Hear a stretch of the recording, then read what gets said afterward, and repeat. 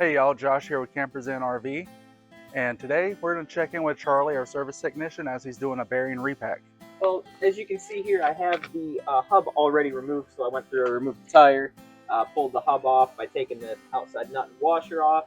Just going through, kind of looking at the brake pads here, making sure all the brake pads have an adequate thickness on them. Checking the back side of the hub here, making sure all of the brake material in here looks good. And also going through and inspecting the bearings, making sure the bearings don't have any score marks on them, that all of these balls inside of the bearing here look good, and that they spin properly. Then I'm going to go through, repack the bearings with new grease, and throw them all back together here. How often would you recommend this being done? Definitely once a year.